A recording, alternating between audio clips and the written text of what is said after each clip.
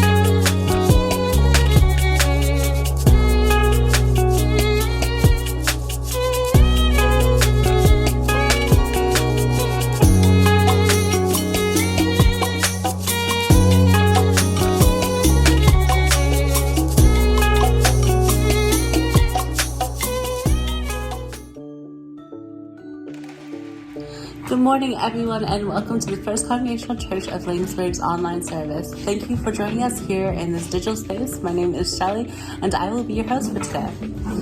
You can check in and let us know you are here by saying hello in the comments below. You can also share anything we need to hold space for it there, and our community will remember you in our prayers. Today is Pentecost Sunday, which ends the liturgical cycle of the Lord's time we started back in Advent. Today explores the giving of the Holy Spirit after Jesus ascends back to Creator God and the work that has begun on that day.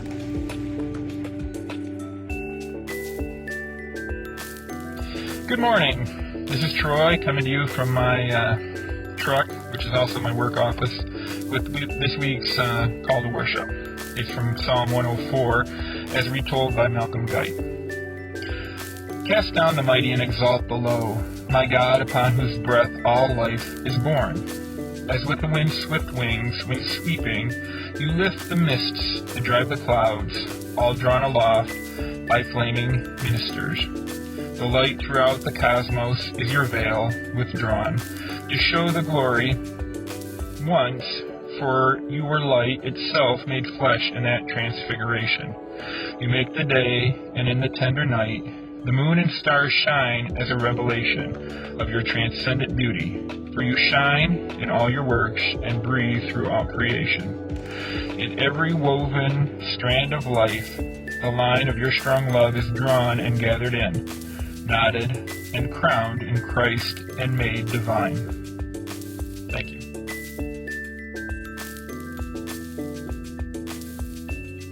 We light this single candle during the Easter season to remind us that Christ is the light of the world. As this candle dispels that darkness around it, may our lives, filled with the life and love of God, illuminate the world with the kindness and justice of God through both our actions and attitudes.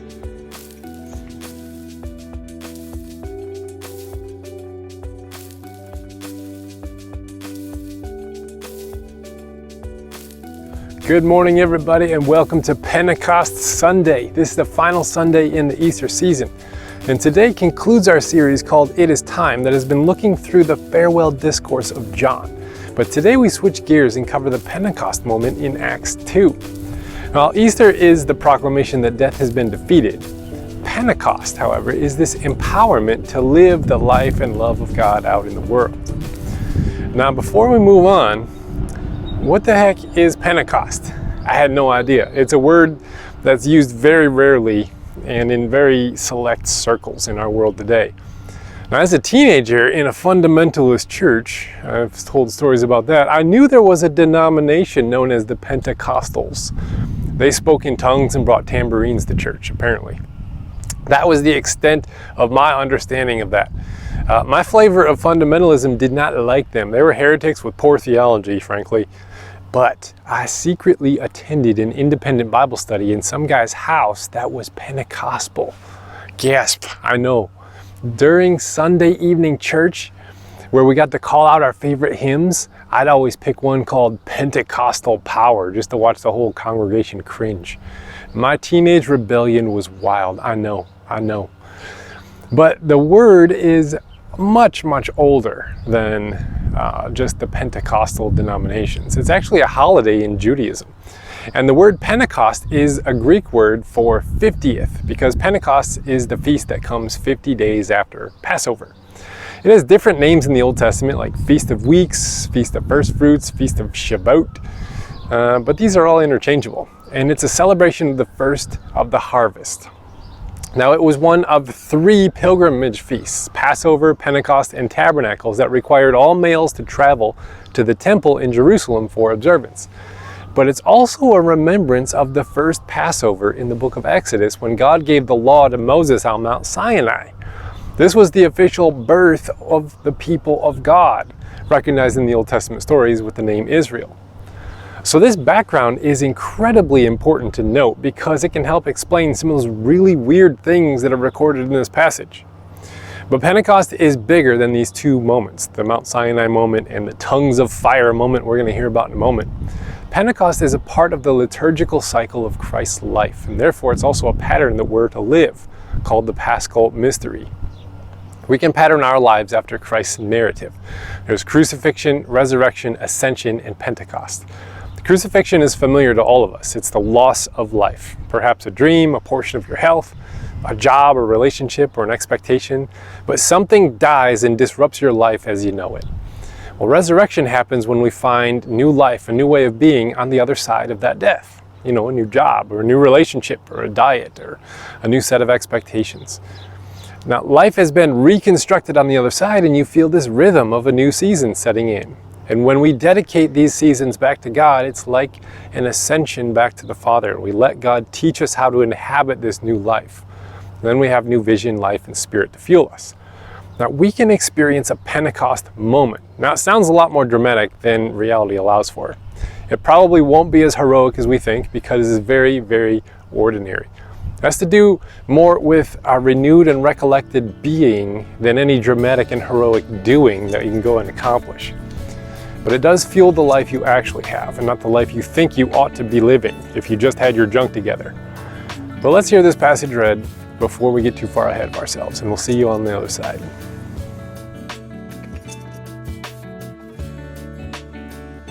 Good morning, everyone. Here's today's reading. When the day of Pentecost came, they were all together in one place. Suddenly, a sound like the blowing of a violent wind came from the heavens and filled the whole house where they were sitting. They saw what seemed to be like tongues of fire that separated and came to rest on each one of them. All of them were filled with the Holy Spirit and began to speak in tongues as the Spirit enabled them. Now they were staying in Jerusalem, God-fearing Jews from every nation under heaven.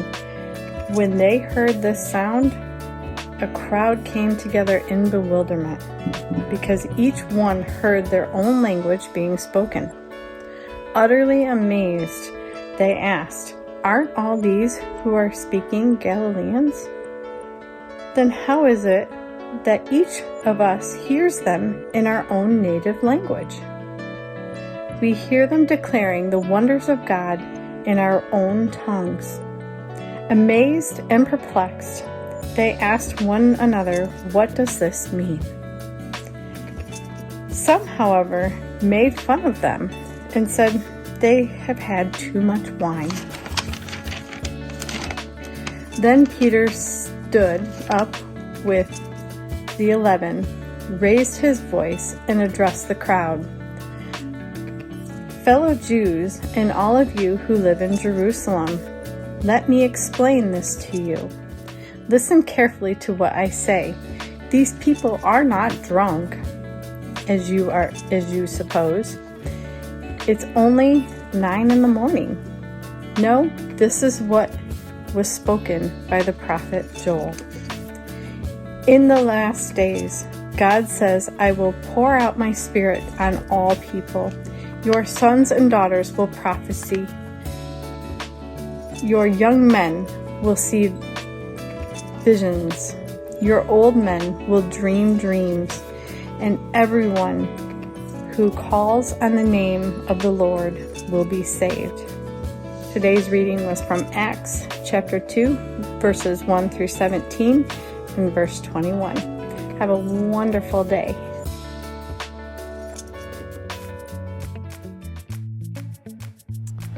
I remember as a kid asking my dad what thunder was. I had a few different answers depending on my age. The answers I got were somewhere between the angels in heaven are bowling to it's the sound the clouds make when they crash into one another. So I would apparently, watch the clouds, see if they could collide, and then wonder why when they hit there was no sounds that followed. Well, it turns out thunder is the sound of lightning instantaneously heating the air around it to 54,000 degrees Fahrenheit. The air expands explosively fast, creating this shock wave that turns into a booming sound wave known as thunder.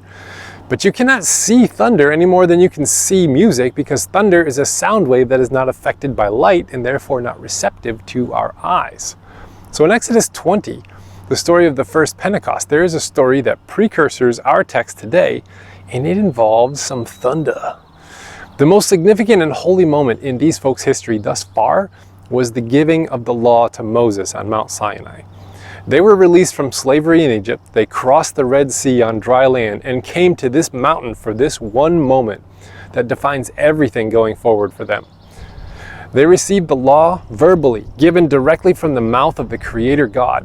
And it included the 10 Commandments, but it also included 613 other laws that were in the first 5 books of the Old Testament, along with some instructions on how to dress and how to build a tabernacle and all that jazz. Now God had descended upon the mountaintop in a visible cloud that was very, very dramatic. The description found in verse 18 contains an interesting phrase. It says, when all the people witnessed the thunder and lightning, the sound of the trumpet, and the mountain smoking, they were afraid. Now this makes sense to me, because when I was a kid, if thunder and lightning was present, I was to get in the house for safety, and here these people are walking around outside with no shelter. Now the sound of thunder reverberating through the atmosphere is really intimidating, especially when it shakes your chest, because it's so low and reverberating. But there are a few words here in the Hebrew language in this passage that are really interesting. That when translated directly into English, it says, when the people saw the thunder and lightning, they were afraid. So I had a thought, what does thunder look like? It's a sound wave.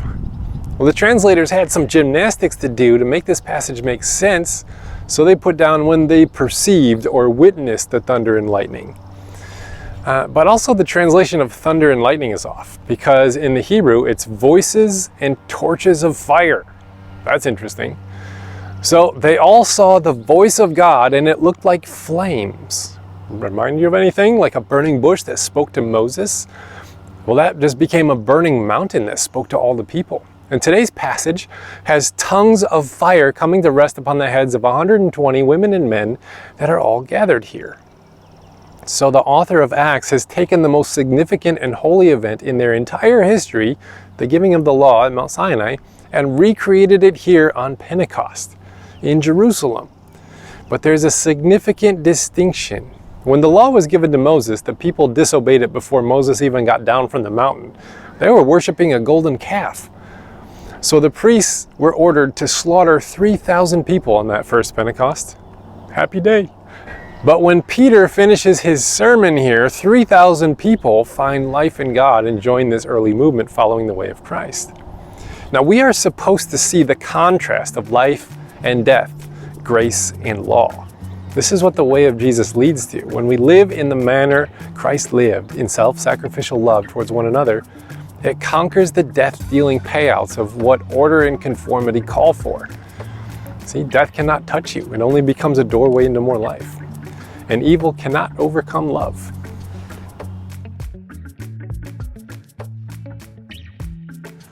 I notice that my hearing is getting worse as I progress in years.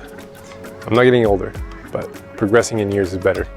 Now, if there's like a background noise, like a fan or an appliance running or a TV or water, I just can't hear when people are talking to me. So I have to go around turning everything off. And then it's like, okay, what was that? You know, not being heard or not being able to hear is really, really difficult. And today's text has some interesting things happen with this speech and hearing and noise. When the tongues of fire descend, the 120 women and men start speaking in other languages. Since this was one of the 3 feasts of pilgrimage that required all males of Judaism to travel to the temple, there was a lot of people present in the city, and they came from all over the world. There's actually a list of 15 nations in today's text that we very kindly skipped over for y'all, but feel free to go and read it if you want to.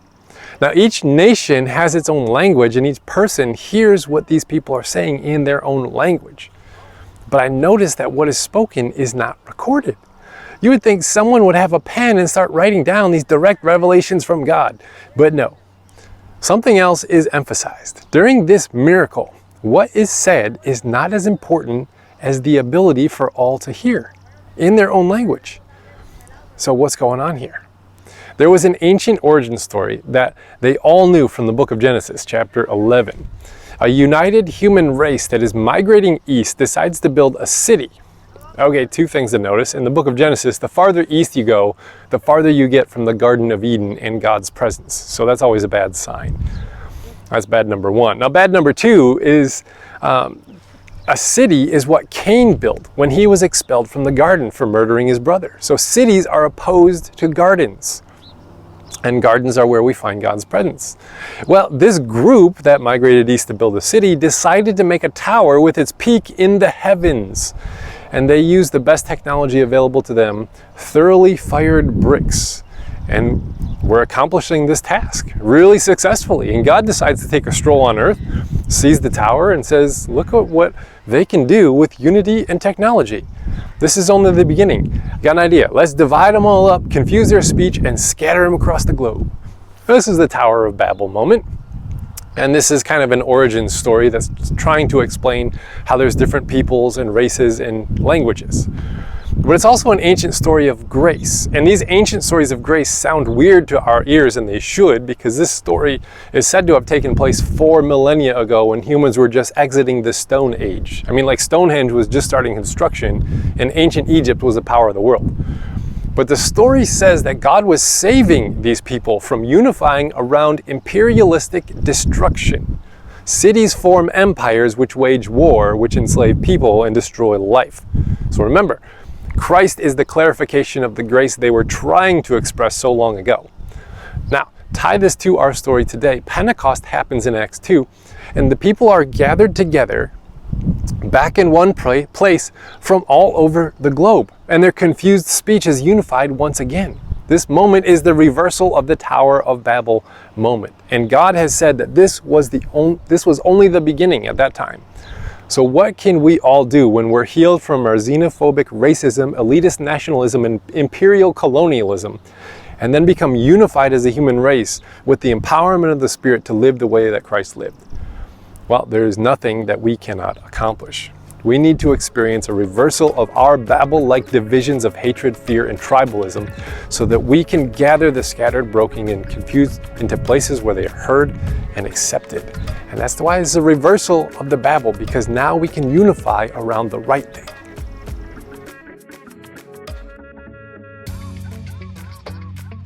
In my teenage fundamentalist church years, no drinking was pretty much a given. I learned later on that that was just a residual moral value from the prohibition of the 1920s, which was just a reaction to the industrial age's increased depression rates and alcoholism. Now, at a wedding reception, the pastor of my church, a very educated, stuffy, suited, composed man, gave the prayer blessing for the meal in a very composed manner. Then he sat down, and then the DJ turned the lights to the disco setting and started blasting Jungle Boogie by Kool and the Gang, and the people started to dance and drink. Now, the pastor saw this as a fit time to leave and weaved through the crowd to get to the exit in haste. Now, today's message has something similar, but without the disco lights and Jungle Boogie. Now, some folks who heard the 128 women and men speaking in their languages were amazed that these country folk from Galilee can speak fluent Latin, and Greek, Coptic, and Persian, and Aramaic, and Hebrew. And some are just cynical right off the start, saying, well, they're just drunk. Because drunk people can apparently start speaking fluent Latin or something. Doesn't this seem weird that this is the excuse given to explain the miracle right before their eyes? Like, oh look, that uneducated country guy from Galilee just started speaking fluent Persian. Must be drunk off his rocker. Doesn't make any sense. So what in the world is even going on here? Because that's not where I would go if I saw that happening before my eyes. Well, the explanation, they are drunk with new wine, quote, is actually pretty accurate. It wasn't but 51 days ago that Jesus sat down with these folks at the Last Supper and said the words from Luke 22, if you want to remain in the same narrative as Luke Acts, right? This cup of wine is the new covenant in my blood, which is poured out for you. That was the Last Supper. Now, Pentecost is the remembrance of the covenant given on Mount Sinai, the law given to Moses. So this new covenant is also given on Pentecost, and it is described as new wine. Now in Isaiah 24, the prophet describes the world under the tyranny of death like a wedding feast without any wine, or joy, or a merriment. Come on, it's like a known fact that the best man's speech is always better after the guy has had a few. So is the dancing. Proven fact. Try and prove me wrong. And I've been to a few weddings. I have. Now in Isaiah 25, it describes a time when God renews a covenant with the whole earth and defeats the problem of death that hangs over our heads so oppressively. It's going to be like this wedding feast with the finest and choicest wines. So much for those prohibitionists. So yes, they are drunk on God's new wine of the new covenant, technically speaking. Now, this is the law that's written within their hearts, not on cold stone tablets. And this was the covenant for the whole earth, for all people. And the book of Acts explores the expansion of this covenant to all those who were least expected to receive it, and many who were excluded from ever participating in it whatsoever. Now, this is what happens when we let go of our fearful grasps of death-dealing power structures and embrace the life and love of God as way, truth, and life. When we look at another human being and think, well, there's a beloved person of God. Before we ever learn who they are and what they embrace, then we get to live in Pentecost. So may we breathe together in unison once again, as this next benediction poem from Jan Richardson so beautifully puts it.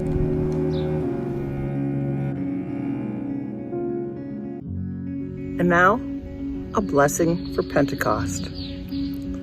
This is the blessing we cannot speak by ourselves. This is the blessing we cannot summon by our own devices, cannot shape to our own purposes, cannot bend to our own will. This is the blessing that comes when we leave behind our aloneness, when we gather together, when we turn toward one another. This is the blessing that blazes among us when we speak the words strange to our ears, when we finally listen into the chaos, when we breathe together at last. This was When We Breathe Together by Jan Richardson.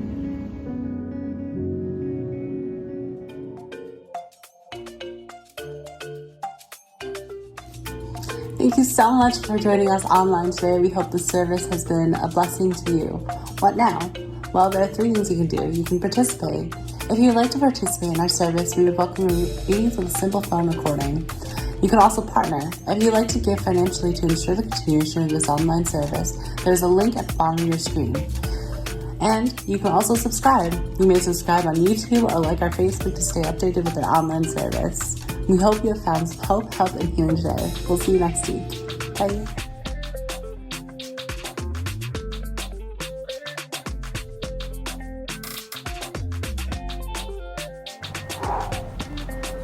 Bright, sunny, shine off my bald head. What the heck is Pentecost? Try again.